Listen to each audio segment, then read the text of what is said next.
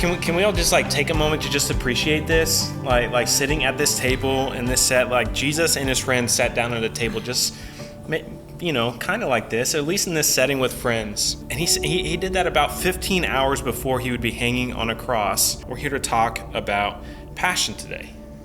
The passion of Christ. What is it that Jesus is passionate about? I think about the ideas and the concepts, maybe the people groups. What were those things that Jesus and not even were, but is because he still is passionate about? I think about his love for us. He's really passionate about us and about saving our hearts. When I think about his passion and what it was, I think about how marriage was his first ministry.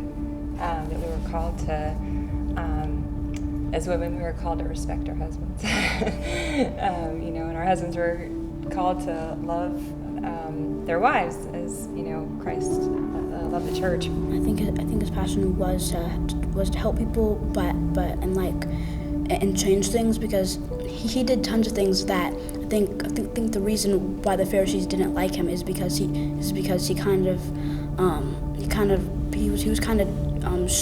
of showing the flaws in their culture and stuff. So I think his passion was to change things too. When I think about today, and especially in our context where new laws about abortion that affect single mothers so heavily, whether they're single mothers because they've been widowed or some other reason, and that people group in particular, does Jesus' passion lead us towards that when we look at his life, towards that single mom in our church that needs to know that she's loved and she's being provided for.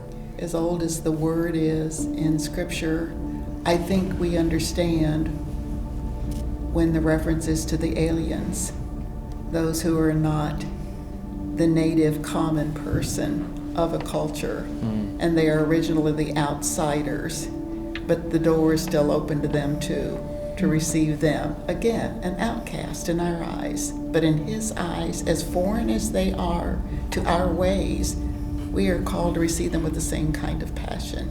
I think his passion was for teaching and correcting. The part that we hear about the most was Jesus' 2 years of teaching, and Jesus' passion for telling people about the kingdom and telling people the right way to live and how to live under a new law and under a new life and being made new every day. And so his passion was really teaching and correction in understanding the scriptures and understanding him. I love thinking about the people groups that Jesus' passion leads us towards. He went down into the depths of people's pain with them and sat there with them, but didn't allow them to stay there. He couldn't pass up a hurting person without healing them. And that, to me, is a passion. It's not something you can go into lightly. Being hung on a cross and, stabbed through the side after being whipped, he loved us, and that we are his passion. I think one of his passions was to reach out to those that others were ignoring. As a retired classroom teacher, I can think of times that there were kids that nobody else paid any attention to.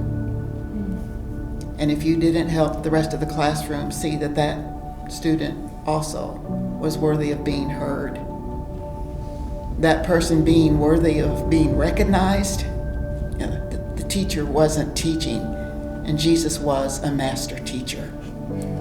He taught that you reached out to those who no one else cared about. And that I see as a deep passion that he was willing to go to the cross for all of us.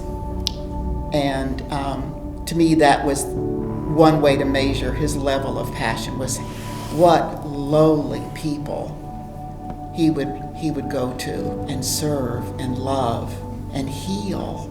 And then those are the examples of how he reaches out to us who are lowly in other ways, lowly in our sin. And he reaches out passionately with love and compassion to us too.